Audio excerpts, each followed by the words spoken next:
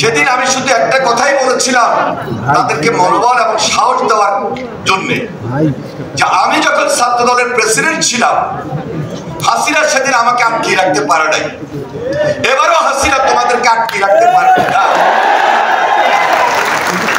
তারা সেদিন সাহস পেয়েছিল, মনোবল পেয়েছিল, এবং সেই সাহস এবং মনোবল নিয়ে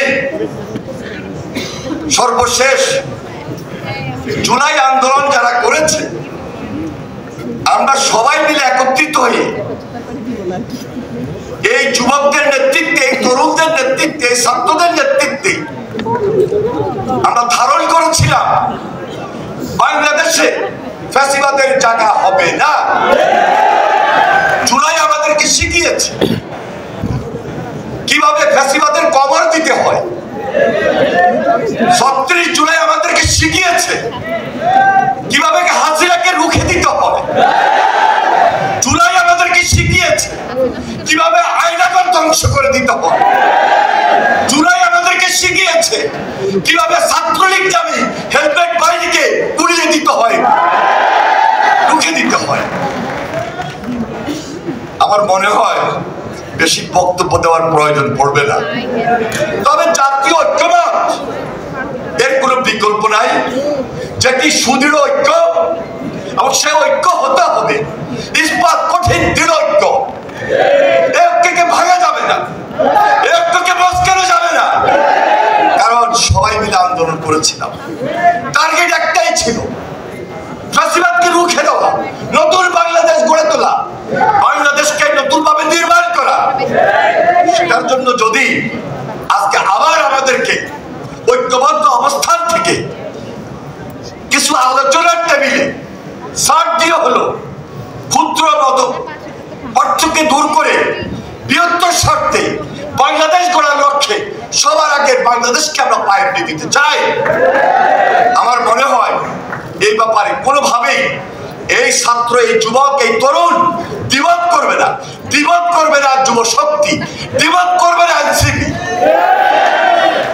আমরা যখন জেলে ছিলাম, যেহেতু ছাত্র রাজনীতি করেছে, তখন সবসময় ধারণ করেছিলাম যে বয়সটা হয়তো বেশি হয়েছে, এখন আর যুবক নাই, এখন আর ছাত্র নাই, এখন আর তরুণ নাই, এই যুবকদের পিছনেই আমরা থাকবো। কিন্তু 5 তারিখের পর আমাদের এই তরুণদের, এই যুবকদের, এই ছাত্রদের ভাবমূর্তিকে ক্ষুণ্ণ করার জন্য কিছু কিছু ক্ষেত্রে লোভ দেখা দিয়েছে। লোভের ঊর্ধ্বে উঠে দেশের প্রয়োজনে যেহেতু রাজনীতি করছি, সম্মান এবং দেশ সেবাকে প্রাধান্য দিয়ে সেই টার্গেট নিয়েই আমরা এগিয়ে যেতে চাই। আমার দৃঢ় বিশ্বাস আগামী দিনে এই বাংলাদেশ যেমনি এখন রয়েছে হাসিনা মুক্ত, ফ্যাসিস্ট মুক্ত, যেমনি ওই পার্শ্ববর্তী দেশ, ওই ভারত আজকে যে ষড়যন্ত্রে লিপ্ত, আজকে যারা হাজার হাজার লক্ষ লক্ষ কোটি কোটি টাকা পাচার করে এখনো দেশ এবং দেশের বাইরে বসে ওই পার্শ্ববর্তী দেশের সহযোগিতার পার্শ্ববর্তী দেশে বসে আমার দেশের বিরুদ্ধে, বাংলাদেশের বিরুদ্ধে, বাংলাদেশের রাজনীতিকে ধ্বংস করতে চায়, খুব দূর থেকে কিশোর গ্যাংদের মাধ্যমে তাদেরকে অর্থায়ন করে শুধু আমার সঙ্গে আপনার সঙ্গে দুই একটা সেলফি উঠিয়ে তারা আমাদের এই অগ্রযাত্রাকে ব্যাহত করতে চায়। একটু সজাগ যদি থাকি, একটু সতর্ক যদি থাকি, ইনশাল্লাহ